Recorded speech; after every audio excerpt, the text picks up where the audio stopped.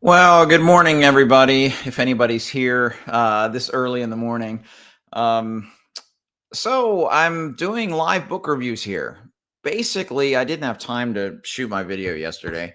My whole process for the YouTube channel, I post videos on Sundays and Saturdays. That's when I shoot. I usually shoot, and it takes about 2 hours for me to shoot a typical video from setup all the way to having it done with a thumbnail and uploaded on YouTube.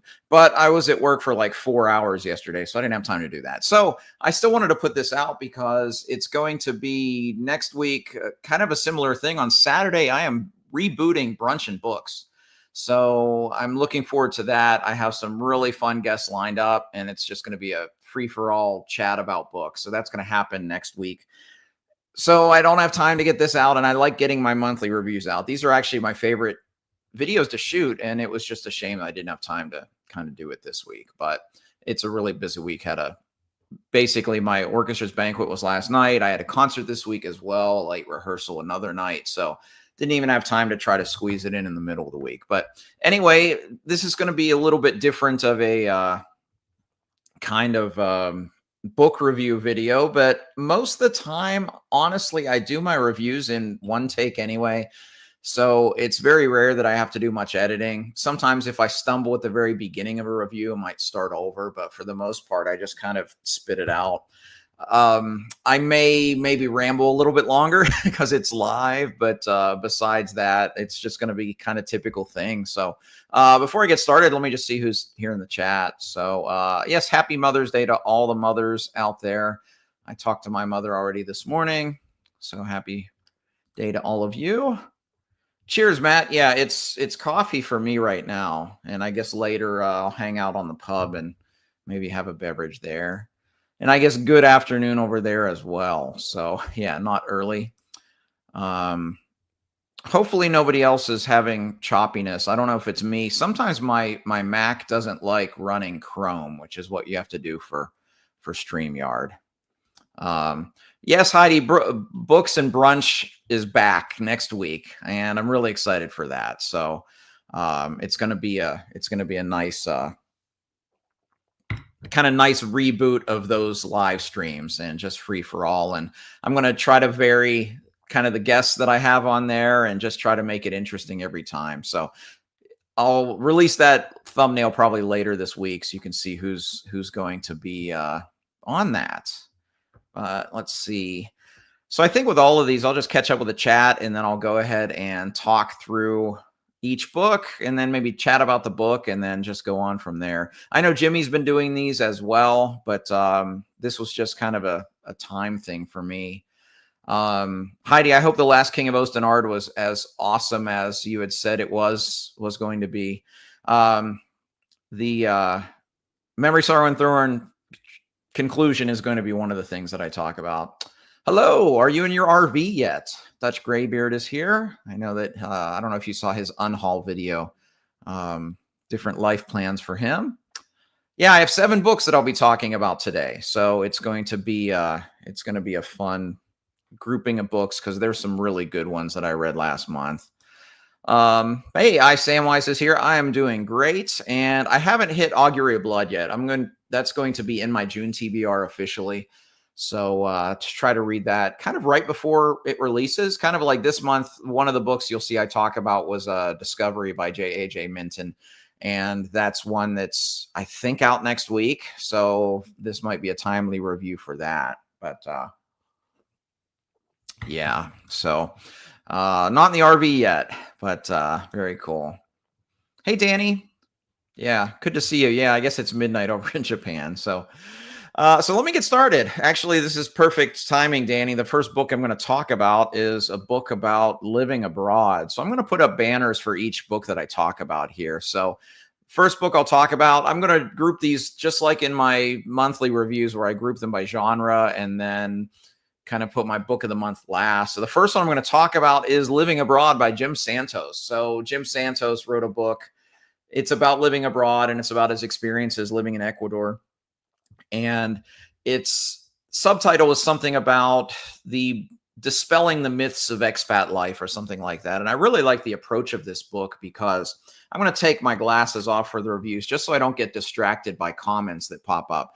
So he dispels the positive and the negative myths about living abroad. And I really like that approach. For instance, like on the positives, a lot of the allure of people wanting to live abroad as Americans as well, we get more affordable health care, cost of living is better, pace of life is slower, it's perfect retirement. But he dispels those myths and tells you how it's not maybe as idyllic as you would imagine. But then he also looks at the other side. There's kind of a contingent that, especially in America, that foreign countries are unsafe and things like that. And he dispels those kinds of myths. One of the things in the book that I initially didn't like is every myth that he talked about, he just jumped in and said, well, when I lived in Ecuador, and kind of went that direction. And I didn't like that at first because I was looking for a more universal approach to this topic, because this is something that I may consider upon retirement. But the further I got into the book, I realized that it made the book a lot more human, and it grounded the book a lot because he was just telling you, of course, it was anecdotal because he was telling you about himself and the expats that he met in Ecuador and things like that. So it was definitely a good approach, even though I didn't initially like it. It's a very short book. I did the audiobook and it was under 5 hours. I did most of it on a drive back from Dallas here to Austin. And it was it's a good book and it's a good narrator. The author did it himself. And I think that's always a good approach for most of the time, not always, but Living Abroad by Jim Santos was a pretty solid read for me. And it's a topic that I'll definitely explore. All right, first review done. So let me get caught up in the chat here. So, oh, very cool. Thanks, Eric. Really appreciate that. Yeah, Matt, this is true to me. So last time I went to Japan, like I post on Facebook, I was going to Japan or whatever, and it was a well-meaning comment from a relative that said, "Stay safe." And I was thinking, I feel safer like everywhere in that country than I do like in the Austin airport. Like I'm in the Austin airport and I have my bag like wrapped around my legs so it doesn't get stolen. And like Japan, I would set my bag and my phone on a table in a restaurant and I'd go to the bathroom and I'd come back and I'd know that, like theft is not a thing over there for the most part. So yeah, I definitely agree with that sentiment. That's not one of the reasons I'm exploring potentially, living abroad, but yeah, it's definitely something that does come into play. I mean, yeah, for sure. Theft, violent crime, murder, etc.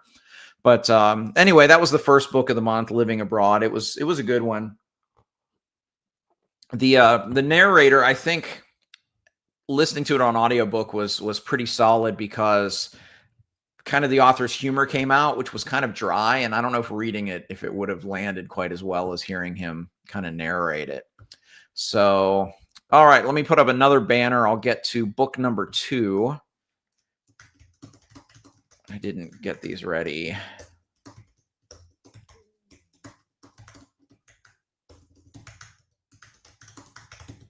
Long title. All right, up next, we have Tales of the Sun Eater, Volume 2 by Christopher Ruocchio. And so this starts kind of, if this were my regular monthly wrap-up, this would be the science fiction tab. And this is in the collection. I bought these nice Anderida book editions of Ruoccio's books, which the only thing, they're really great editions. I mean, high quality. I think it's the acid-free paper. It's very just solid edition. The only thing I don't like, these are the 8.5-inch tall hardcovers. So they don't match. Like I started getting the diamond edition, so they don't line up, and I kind of hate that. But these are really good editions. This has Queen of Mid-Ashes and Volume 2 of Tales of the Sun Eater, plus one extra kind of bonus story in here as well. But Tales of the Sun Eater Volume 2 was a big improvement for me on Volume 1. Volume 1, one thing I thought Ruocchio leaned into a little too much in all of the stories was kind of action-oriented sequences. And frankly, that's the one aspect of Ruoccio's writing that I don't think is a great strength of his. I think he does so many things really well, like political intrigue, personal intrigue, kind of the narrative voice of Hadrian in the books, but his action sequences often feel overlong and just very blurry and not very distinct. So the first Tales of Sun Eater Volume 1, a lot of the stories were just like that, where they were kind of glorified action sequences, or an action sequence was the biggest part of the story. And for me, that made the collection, I was just kind of lukewarm on it. I think ultimately I liked it because I do love the universe and I love the characters and I love some of the things he explored in that volume 1. But this was a stronger volume, although right away I was a little nervous because the first story here is a glorified action sequence. But after that, there were some really good ones, really diverse tales. There was a great one following Valka. And one thing that I really enjoy about the novellas and the short stories is when it doesn't follow Hadrian, it follows different characters, because for the main series, all the novels, we get the narrative from Hadrian's perspective. And we don't know how reliable as a narrator is. And we also know that, he has blind spots. He tends to be melodramatic. And it's nice to see kind of the characters that are around him in the stories as secondary characters, at least in the short form, become main characters of stories. And there's a really good one with Valka that does, again, one of Rockio's strengths is when he just subverts your expectations. And he did it really well in that story. There's another one that follows an assassin with an assassination attempt that, let's just say, doesn't go as planned. That one was really good. But my favorite one in this collection, there's a story in here that follows, well, it puts you on Hadrian's homeworld and reveals to you the reactions of his family when they found out that he was still alive. And I found that one fascinating, just kind of interpersonal connections and kind of the politics behind the scene and kind of the internal conflict of some of the characters.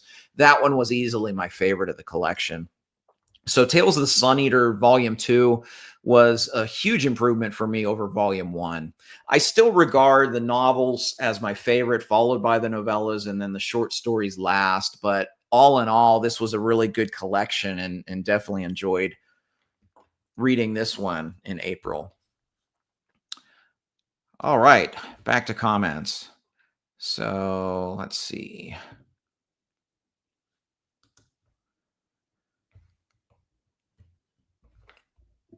Oh yeah, back to I probably would see that too. Yes, Heidi, thank you for sending me that. I really look forward to reading that one, getting back into some more Bernard Cornwell for sure. Yeah, Dutch Graybeard. Rockio's great. I'm really enjoying my time with Sun Eater. I honestly don't feel like the novellas and short stories are integral to enjoying the main series. So I don't think someone has to necessarily commit to the entire thing like I did, but I'm reading something Sun Eater every month. I started in October. In fact, Kingdoms of Death, I'll be starting today. But yeah, he's a very talented writer. Yeah, I've heard this, so it's not just me, which is good. Oh, Eric, I really want to read Musashi. Yeah, it's oh, that's interesting. Actual action amount to one or two sentences. I like that approach. I mean, Tolkien was like that. Guy Gavriel Kay often does that. I think less is more, and I'm not someone that necessarily has gravitated towards action sequences that are overblown, for sure. Heidi asked if the women characters get more substantial in Sun Eater. I think so, especially after the first book. I think the first book, just in general, as much as I enjoyed it, it was kind of haphazard, and a lot of the secondary characters were maybe a bit wooden, which kind of makes sense when you have a first-person narrative. But I did feel, especially in Demon and White, that you got much more fleshed out characters from the side characters. So it started happening a little bit in Howling Dark, which that one's still my favorite book of the three I've read so far. But Demon and White, I think the characterization got stronger, even the last half of Howling Dark. Yeah, that's the thing. With his action sequences, I just have trouble picturing things. I have trouble picturing things in general, but with some authors, they can overcome that for me. And it doesn't happen with the Rockio books. So brace myself, it goes dark. Very cool. All right. Finished Empire Side. Oh, reread. Okay. Nice.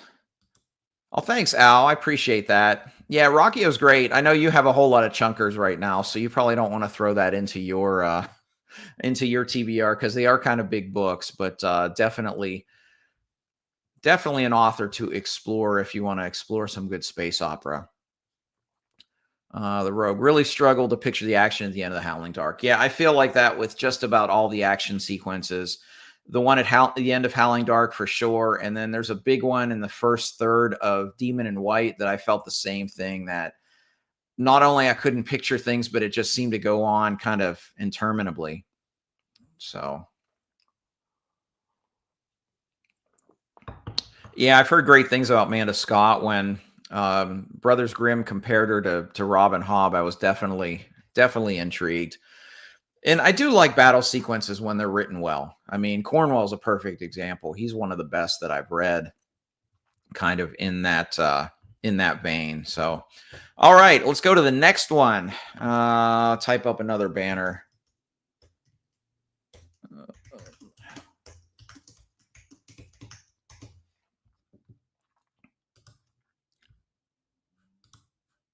All right, up next is Discovery by J.A.J. Minton. Most of you probably know this one. This is J.A.J. Minton is John, Amy, and Jacob Minton, our friends over at Talking Story. And I do consider John a friend. We've chatted a bunch here and there. We had a buddy read last year. We're going to do another one this year of Long Price Quartet. So I guess the big question always when you kind of know the artist or the author in this case, like, can I be objective? I can say unequivocally yes, because I went to music school. I went to 2 music schools for my 2 degrees. And the biggest thing that I learned in music school is that the truth is always best, even if it hurts. Now, in the case of Discovery, it doesn't hurt because, except for one aspect, it's a really good book. But I know I can be objective because the truth is always best, and I know that as a lifelong musician, that if I gave a bad performance, I didn't want a friend to say that was great. I'd want them to say, yeah, like, you didn't sound so good today. We used to we were kind of harsh with each other because we wanted to grow, and we wouldn't say break a leg or good luck. We'd say don't suck. And that was kind of music school for us. But I know I can be objective because the truth is the truth. And my objective truth of Discovery by J.A.J. Minton is it's a really good book. It's a really ambitious book. And this would be, if this were my monthly reviews, I would have this in the science fiction category. However, it's a genre bending book that has a lot of different elements. It's an ambitious book, and it reminds me a lot of the works of Dan Simmons, how Dan Simmons just like throws everything in the kitchen sink at a book and somehow makes it work. And the Mintons here pretty much throughout made this work. It's science fiction. It's a story that's steeped in science fiction, but there's great political things going on. There's some cool stuff with AI. There's some fantastical elements going on. Some themes of kind of metaphysics in there as well. I mean, it's got a lot going on for it, and they make it work. And it was a really compelling read. One of the things I really enjoyed most about this book was its unorthodox structure. And I love when authors do this. For example, I read a book called The Dinner by Herman Koch, I think was his name. And the book itself was pretty good, but I loved the structure. It was called The Dinner, and it had a story, but like each section was the section of a dinner. It was like the appetizer, the first course, the second course, the dessert, that kind of thing. And I like that structure. I just found it very clever. Well, the Mintons did something interesting here as well, where the structure this was a book told in 5 acts. And it's not 5 parts like authors usually do. It's 5 acts. There are entr'actes in between each act. There is a prelude, it's an overture at the beginning, and there's an encore at the end. So I guess John's background in theater lent into this kind of very unorthodox structure. And one of the things that I really enjoyed about that was it seemed very practical to me, because you have 3 different authors working on this book. I would imagine, I haven't talked with them, but I would imagine that different ones of them had different writing assignments. So when we went from a point of view of Act 1 with one character to a different point of view to Act 2 with a different character, the narrative voice is different, the tone is different. It might be jarring if it was one author, but it made total sense because it was a different act. It was a different character. So you could have a different author working on that spot. Now, I don't know if that's exactly how they wrote it, but it seems to me like that made a whole lot of sense and was a really intelligent choice and able to do this. The entr'actes in between the 5 acts kind of were the glue that held this thing together. And it followed one single character, journaling, basically. Again, the whole structure of the book is very unorthodox, and it flat out works, in my opinion. And those entr'actes kind of were the glue that held it together. The 5 acts had 5 different protagonists, and I liked that aspect of it as well. The title itself was a lot like my reading experience. So Discovery is about, at the very beginning of the book, there's a discovery on the floor of the ocean, and all of the things that would entail. Something inexplicable is found on the floor of the ocean.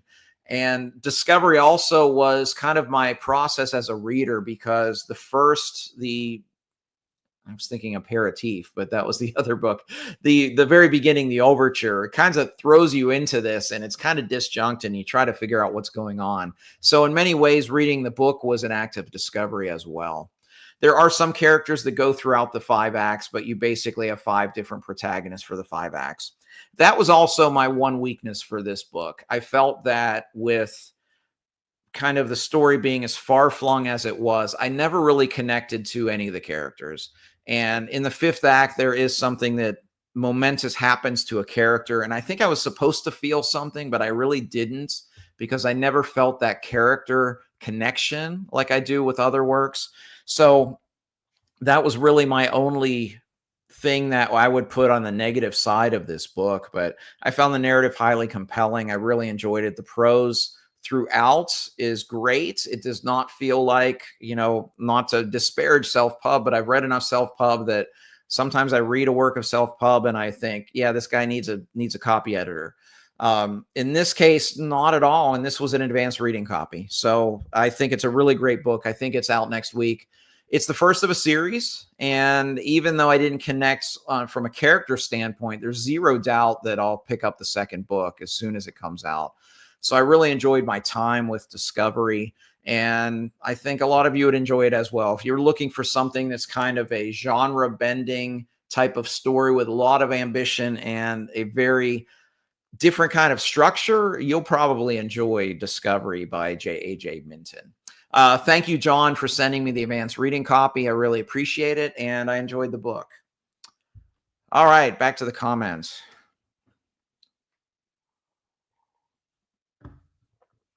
Okay, let's see. Oh, John's in the chat. How cool. Let's see. Where did I leave off? Oh, here we go. Long Price Quartet's underrated. Oh yeah, I'm going to mention that when I talk about, actually the next book is a big chunker. So I'm going to talk about that a little bit. I look forward to that. So, hey, Nev is here. Yeah, some sci-fi. Yeah, John, thankfully I didn't have to mince words because your book's very strong. So, oh yes, you know this. Oh, it's a hard G at the end. Gotcha. Okay. Yeah, it's like it's one of those books where the Goodreads ratings are really low, but I pretty much enjoyed it. It was I enjoyed the structure quite a bit. I don't know. I enjoy unorthodox structures, like Cloud Atlas was my jam for sure. So let's see. Talk to some Philip K. Dick in the chat there. Love that. Eric's excited for Discovery. Yeah, I love that too, for sure.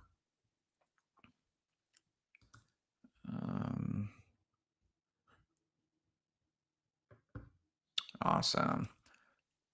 Hey, glad you're here. Love the treble clef, Diane, and your thing there. Yeah, I haven't read any Mitchell yet. Any more Mitchell, I should say, but I really enjoyed Cloud Atlas. And yeah, it's definitely an unorthodox book, but enjoyed that.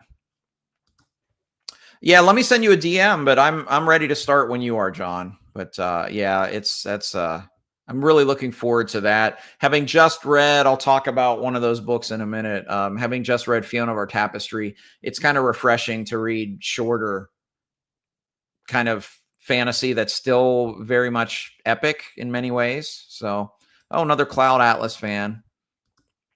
Jules from Wales. Cheers. Glad you're here. All right, let me get another sip of coffee and we'll jump into the fantasy reviews. So, with fantasy last month, I read 3 works of fantasy. I read a book that concluded a book series. I read a book that started a book series and a book that continued a book series. So, let me get a banner ready for the first one here.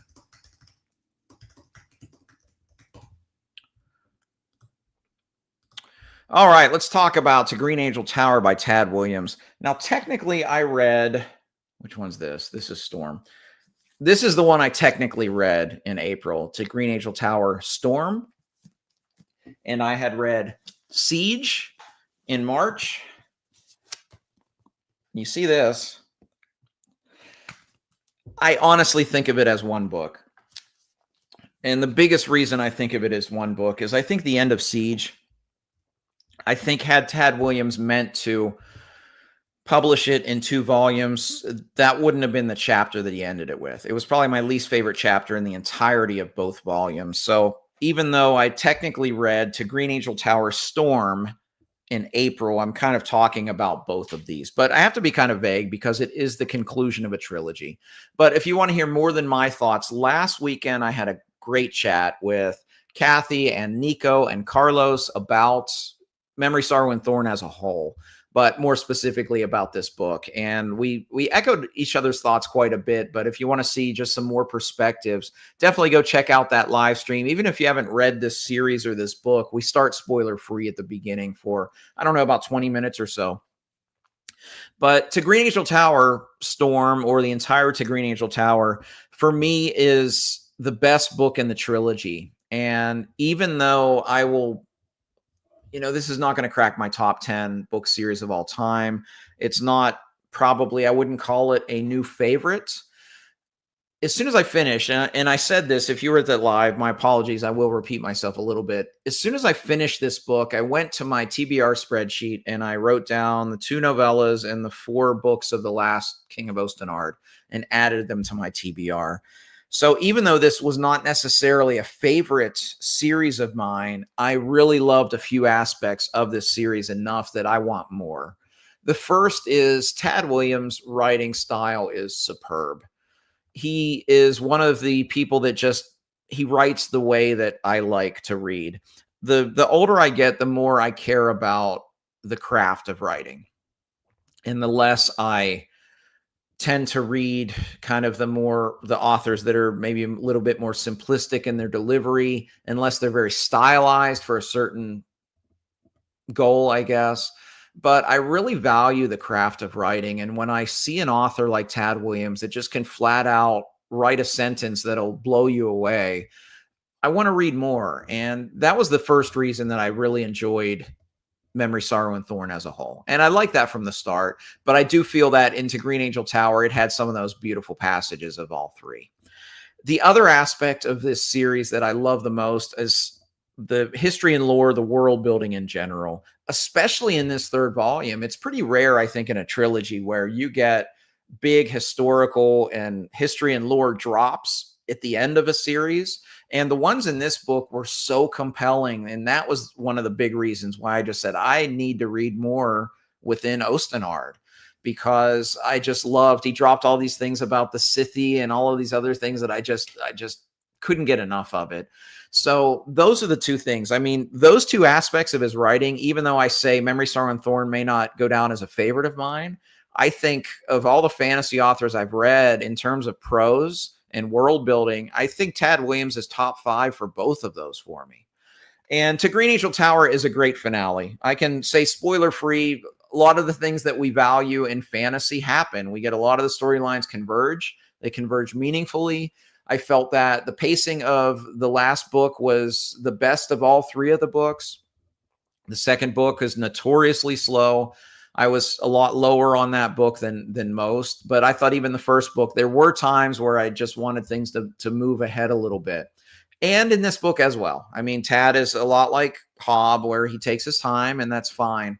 So, but there were smaller areas of that where I felt that the narrative was dragging, and mostly enjoyed this book. The thing that really blew me away, though, was thinking about when the book was written and a lot of the elements that he did in there. For instance, trope subversions, things like that, which were not the norm.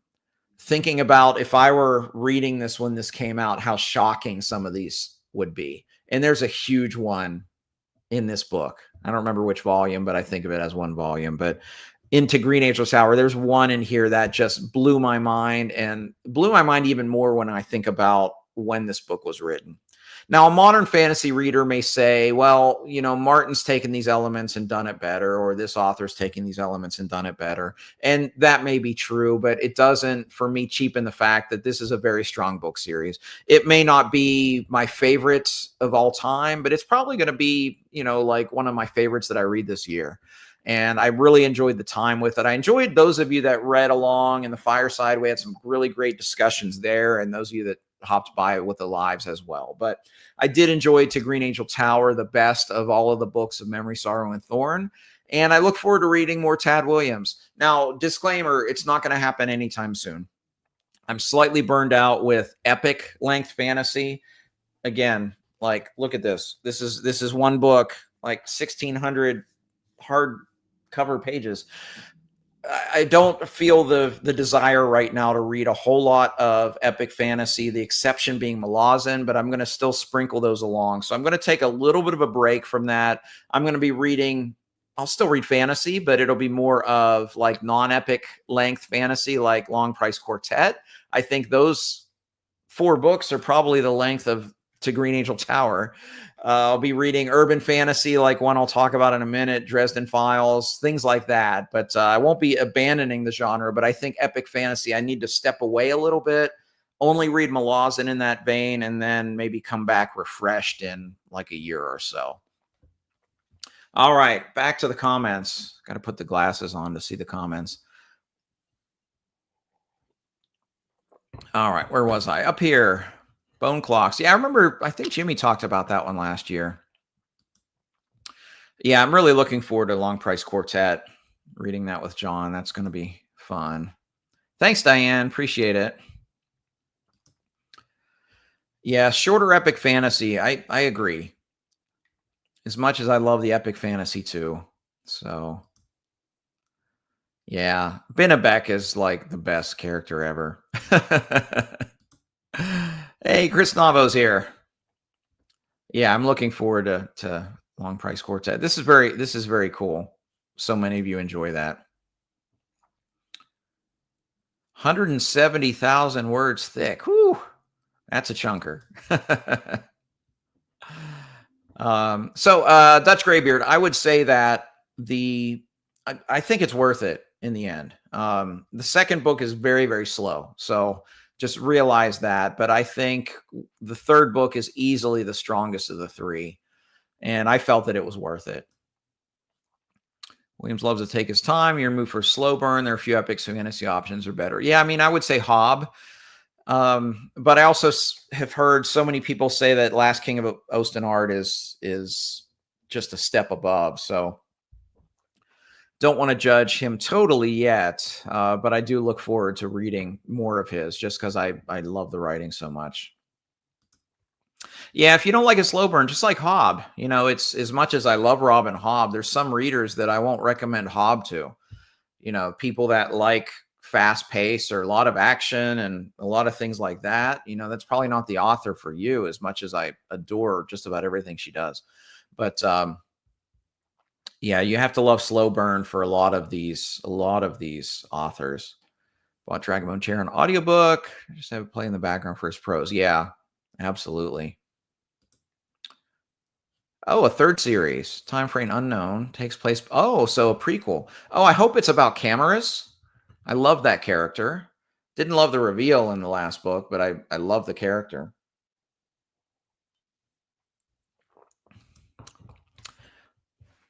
Yeah, I think it was his one of his first books, so it probably improved from there. A plus plus. Yeah, to Green Angel Tower, and that's what I remember talking with Andrew's Wizardly Reads. He mentioned that he said it's a good book series with a fantastic conclusion, and I kind of agree with that. Joe, you're with me, yeah. And these drive me crazy, but I mean, it's still just readers for me at least. I can still see like far away. I can see my neighbors on their porch over there. But anyway, good morning, Janny. Yeah, I agree with this statement here that a slow burn does get you immersed really well.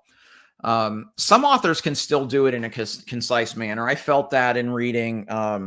I mean, you know how much my love of Guy Gavriel Kay. I just finished Fiona Bar, and I did feel that, especially in the third book, that I did feel that immersion, even though it was a short, 300-400 page book. But for the most part, yeah, the slow burn does get you immersed for sure. Hob is one of the few that are better. Yeah, Hob is Queen Hob, right? Slow burn is fine. I love Hob. Yeah, absolutely. All right, let's get to the next one. What do I have next? Oh, I have okay, next. Let me get another banner going here. So that was the book series I finished. Now let me give you the book series I started in April. And that is The Fiona of Our Tapestry by Guy Gavriel Kay. The first book is The Summer Tree. And I bought this really beautiful, truly one of those beautiful books I own. Grim Oak Press does really great work. And I really love this edition. It has some really great artwork within. It's kind of a dark one to see. But I bought this. I have a grand plan. Jake Bishop talked to Sean Speakman at, I think, Dragon Con, or no, Dragon Steel was when he saw him. And he mentioned he may do more Guy Gavriel Kay. So I'm trying to do my part of buying up all the Guy Gavriel Kay special editions so that he keeps going, because I would pay top dollar for a special edition of A Song for Arbonne. Anyway, let's talk about The Summer Tree. So if this were my monthly video, I was going to put a video clip here. And, the video gags I don't do them very often, but one is perfect here. I was going to put a clip from Rocky IV where Rocky finally hits Drago and makes him bleed. And he's in his corner and his manager's yelling at him, "You see, he's not a machine. He's a man." Because that's how I felt with Guy Gavriel Kay in this book. This was Kay's debut. And it was the first Kay book that, even though I don't talk about ratings on my channel anymore, I do on Goodreads. It was the first Kay book out of 12, I think, that I didn't give a 4.5 or a 5. It's a debut, and it kind of shows. The first half of this book is pretty bumpy.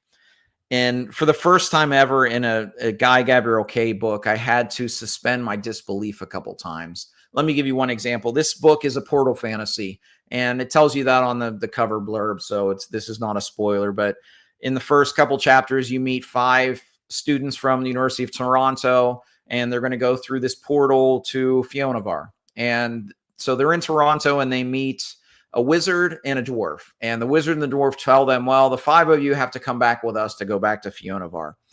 And their reaction is kind of like, sure, let's go.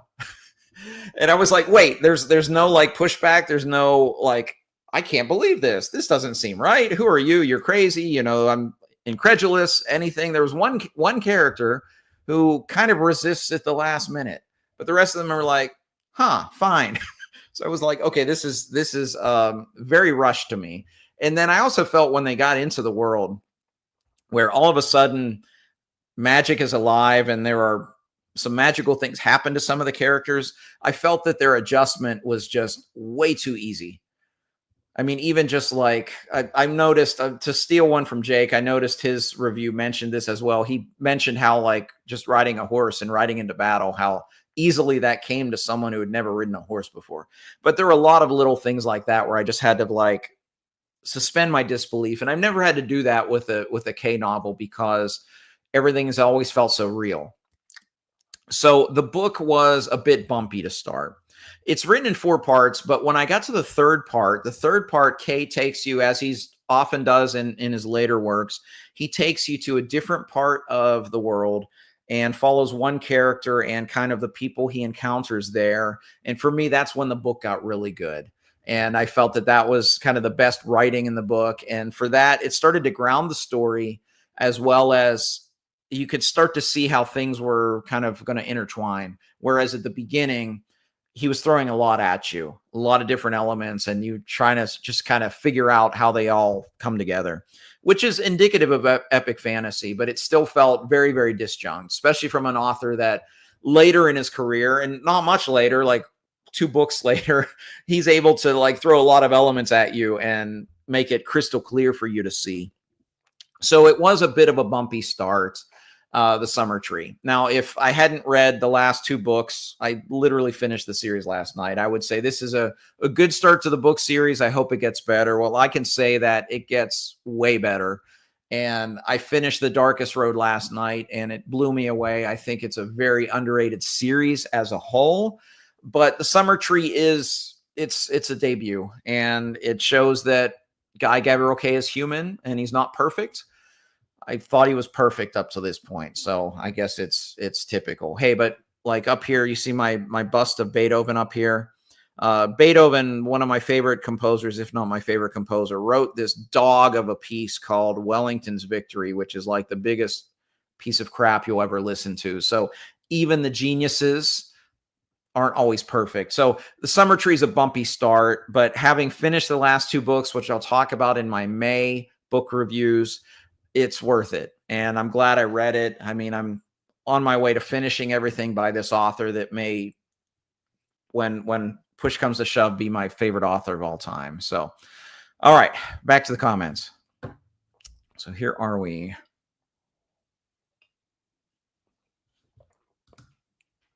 Randland. Heidi, you binged all 14? I kind of did too. I read them.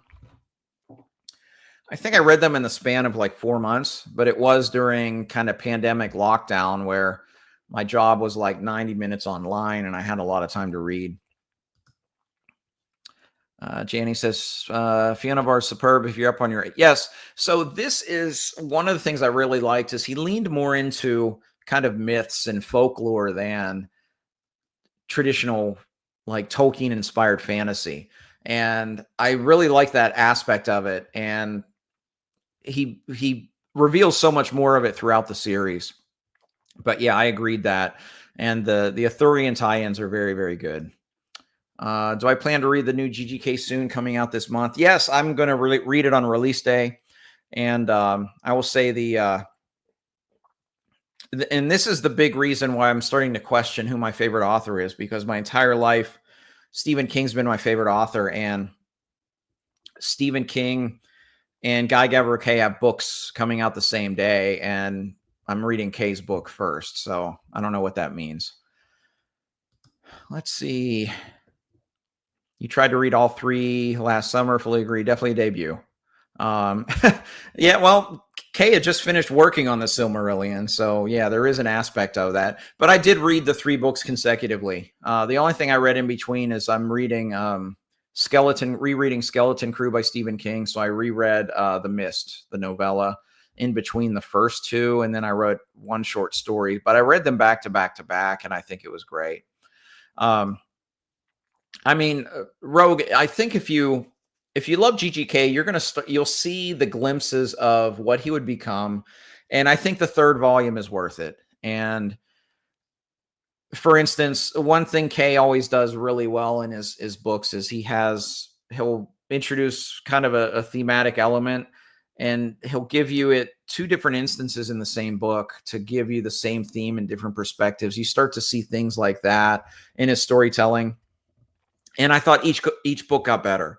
So even though the first book was pretty bumpy, I think I called it a rocky start in my review, I think it was worth it.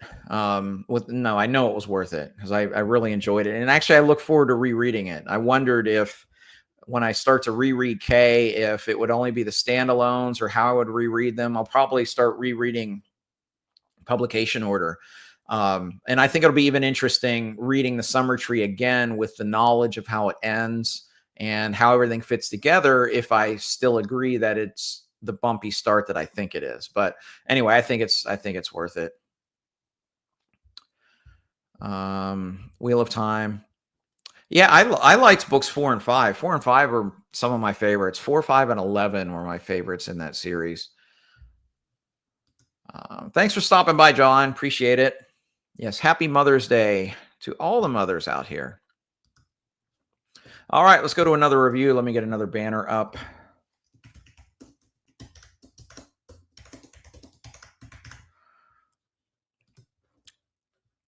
And next up is Small Favor by Jim Butcher, which is my new favorite in the Dresden Files. So my favorite had been Deadbeat, and Deadbeat's still amazing. It still has the most epic moment in the entire series. But Small Favor was remarkable in many ways. And the reason I love it most is not the reason I think some other readers might love it most. Small Favor is action-packed, and it doesn't quit, and it moves from one scene to the next very, very quickly. And that is a strength of Butcher's. I guess to contrast him with Rockio, which that's not Rockio's strength, but with Butcher, I think that is something he does very, very well. His action sequences are very clear, and they never overstay their welcome. They always seem to be perfect length. And then when he segues to another one, you don't feel like I've read books that are action, action, action that have made me feel exhausted. And I never feel that with a Butcher book, especially in this one. But that's not the reason why I love Small Favor. What I love most about Small Favor, the pacing is a part of it. They are paced so perfectly.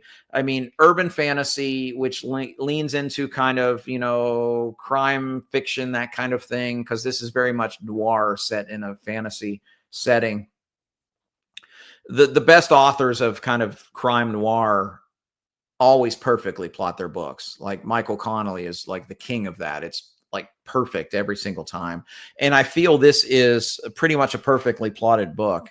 But the things that really made this meaningful to me were the quieter moments in between these big, crazy action sequences.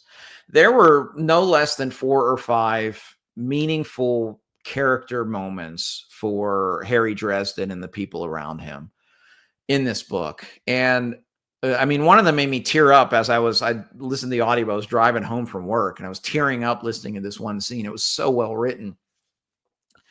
And it made me just realize I was connecting on a character level a lot more than I really thought with a lot of the secondary characters. I mean, you get a lot of Harry, and you can love Harry, you can hate Harry.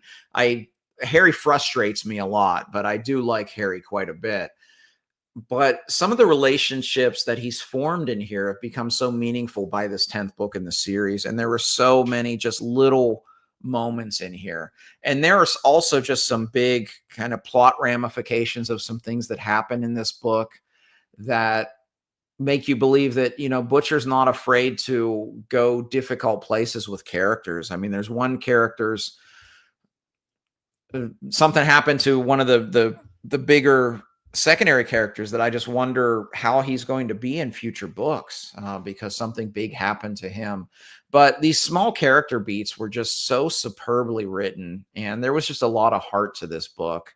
And I flew through this one. This was an audiobook, and I still, even though I listen at 1.0, I guess I didn't fly through at a fast pace, but I listened to it in a shorter amount of time. Normally an audiobook takes me about a month because I only listen like if I'm doing chores around the house or if I'm driving a couple days a week because I listen to a lot of music. So I don't go through audiobooks super fast, but this one I just couldn't stop listening because it was so good. But Small Favor is my new favorite in the Dresden Files. Looking forward, those of you that are Dresden fans, I started Turncoat. I'm about halfway through that one. That's the 11th book in the series. And the one everyone talks about is book 12, Changes. I'm going to read that physically, and I'm going to shoot a vlog for that one. And a lot of people have said, I want to get your reaction for this book. So you'll get my reactions for that one. It'll be a spoiler vlog, of course, but a lot of people told me Changes will be up there for my best book of the year. So I'm really looking forward to that. I hope that the hype is not overhyped, But it seems like every time I see someone talk about Dresden, even if Changes isn't their favorite, it's amongst their favorites. So I look forward to that. But so far, Small Favor by Jim Butcher is my favorite of the Dresden Files. And most months, this would have been my book of the month, but there's kind of a juggernaut that I've yet to talk about, which will be last here. All right, let me hop back to the comments. Sip of water. There's a lot of talking. All right, where was I?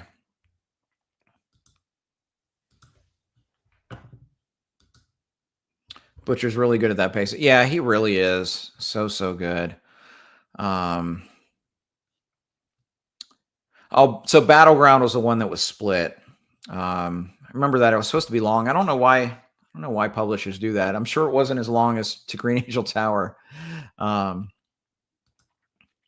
Yeah, just know, any of you that haven't read Dresden, the series starts, it's not great at the start. The first book's okay. The second book is not very strong. The third book has glimpses of how great it can be, and it just goes from there, but it's not linear like any progress. It's kind of up and down. But it's been great overall. Yeah, first few, especially the first two books for sure. Oh, wow. I've heard people do this where you get into these and you start binging them. I don't want to do that, but we'll see how it goes. But I also think that I'm going to probably listen to most of the later ones, except for Changes, just because I have enough on my physical TBR. And as a book collector, I don't want to start acquiring more of the Dresden books, because then I'll have to like go back and buy them all and get the same format and all of that. So yeah. Anyway. Okay, you like the vlog idea, and it met the hype for you. That's good to know.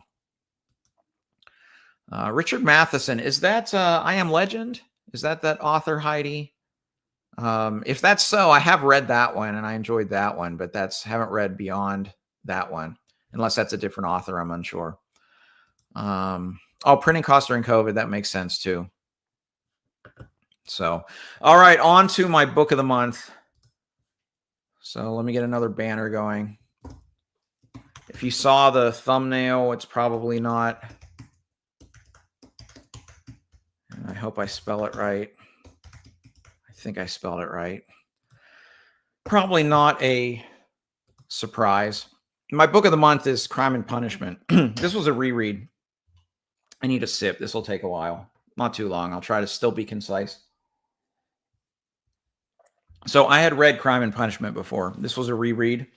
I had said before on a few videos, I mentioned that I had read Crime and Punishment kind of 1.5 times. So let me explain my history with this book first, because I think it plays into this reread too. This was about 15 years ago. I was in the middle of reading a lot of Russian literature, just had got into just reading a lot of translated fiction, and I just gravitated towards Russian literature. And I just read Anna Karenina, loved it. Like one of my favorite books of all time. You know, it made my top 50 when I did that countdown. And I was talking with a friend that is way more well-read than me.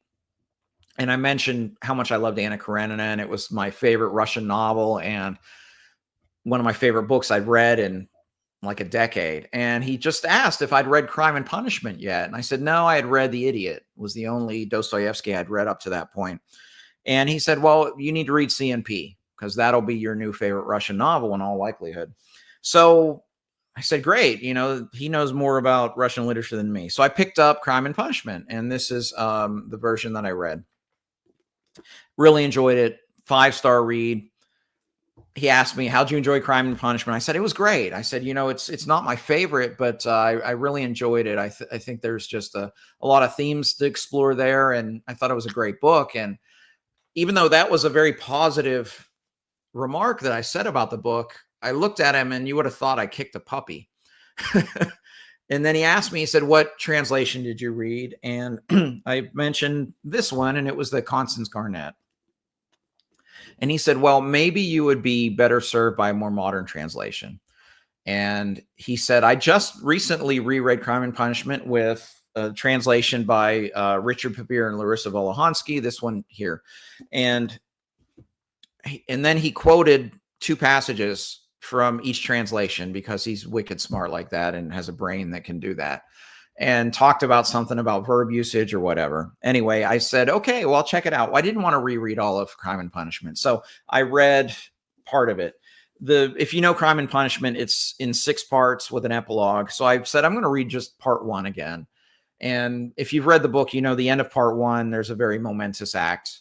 And I read part 1 and it felt like a different book. And it felt like a more modern book. Maybe the modern translation led to that. So then I skipped to the end. I read part 6 in the epilogue. So I've kind of read this book until last month, 1 1/3 times, I guess, technically.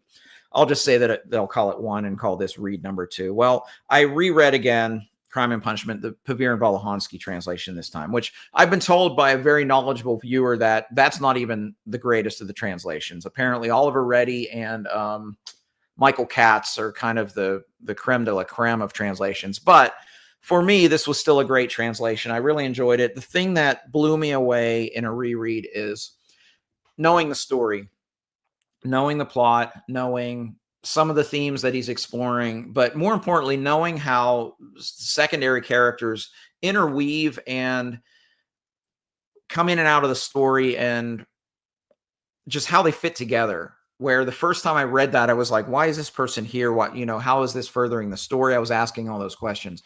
Knowing all of those things, I could focus more on wondering why Dostoevsky included different characters in and out of the story, as well as I could really focus on, especially the main character, Raskolnikov, as well as a few others, just kind of thinking about the internal aspect of their characters.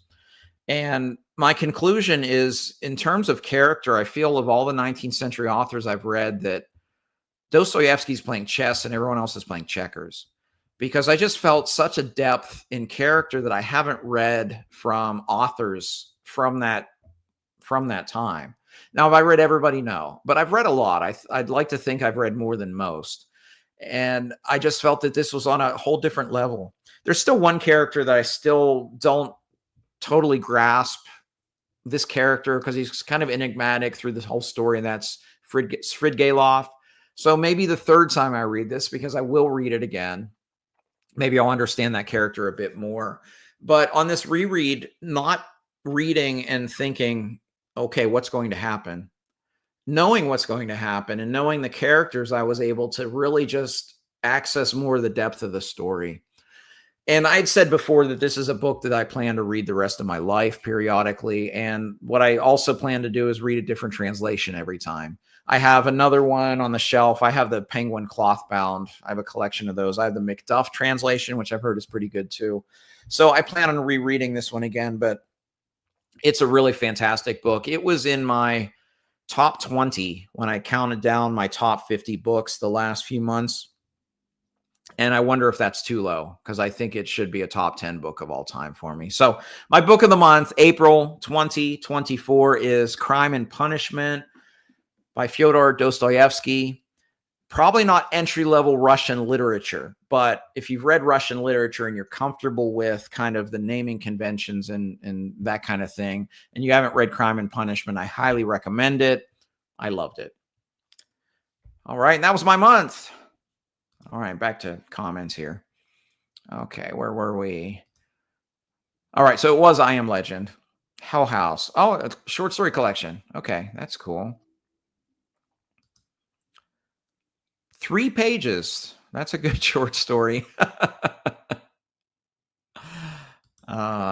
Here's a question. I don't know the answer to this. Does anyone know this one?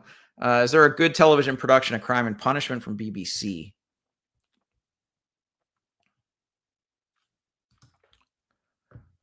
Yeah, it's really more the internal philosophizing than expositional from the author. Really makes you think. So, yeah, I definitely recommend just finding the right translator for you. Again, I've heard Reddy and Katz are the two kind of gold standards, but I mean, Pevere and Volokhonsky, they have their detractors, but I mean, they've won awards for translation, and I tend to like their translations. They're very clear. Yeah, I think a lot of great books are just better upon reread. Because it is flat. Yeah, Small Favor had some moments. I'm still kind of waiting to find out, and I don't know if they'll say it at all in Turncoat, what one of these characters, that something momentous happened, what their future is like. But anyway, that was my month. So in the video, I usually say, hey, what was your book of the month? So if you're here, what was your book of the month in April? Let me know. And then we've kind of talked through all these books. We always talk about that too. As for what I'm reading now, I just finished the Fiona of Our Tapestry, and I'm starting Kingdoms of Death probably this afternoon. And I look forward to continuing that. Some other things I'll be reading this month. I got an advanced reading copy of Tori Tekken's new book, which is a fantasy Western. Looking forward to that. I really love The Bloodstones by her. She's a very talented writer. So I'm going to read that probably after I read Kingdoms of Death. And then in addition to Guy Gabriel Kay coming out with a book at the end of the month, Michael Connelly has a new one out called Nightshade, which I will read. Connelly is a favorite author of mine as well. So those are kind of some of the things I'll have on tap for this month. Rise of the Merchant Prince. Oh, that's interesting because that was the one I didn't like in that series. Glad you loved it though, because that was a great. I love that series though, Serpent War Saga by Raymond E. Feist. If you don't know what I'm talking about there, Wise Man's Fear. I haven't read Rothfuss yet. I mean, I'm not in a hurry because I know he's not in a hurry to finish his series, but I do want to read it because I've heard specifically the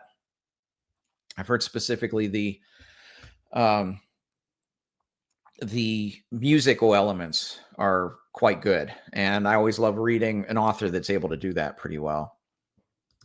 Book of the month, Gardens of the Moon. Wow. I mean, that's the only, I've only read 4 by Erickson. That's the only one I didn't give 5 stars, but glad you're loving it. Vampire Tapestry, book of the month in April. Forget Dracula. I've never even heard of that book, Heidi. That's a new one for me. Bringing Up the Bodies by Hilary Mantel. That's another book I've never heard of.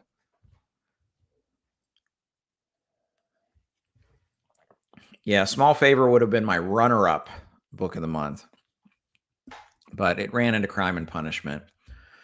So am I going to read The Devils? Actually, not now. I bought it. I have pre-order. It'll show up at my door on Tuesday.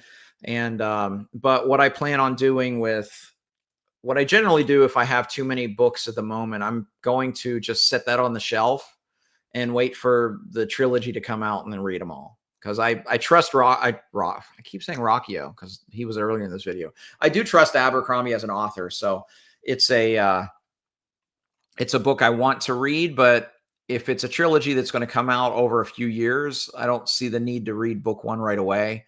But I bought it to support the author. So I hope that he gets real great sales numbers, even if you won't get a review from my little booktube channel. Rothfuss prose is amazing. Amazing as writing a woman's underwhelming, though. Yeah. Musashi. Well, if you read one book in April, I mean, that's like 1,000 pages. That's a chunker.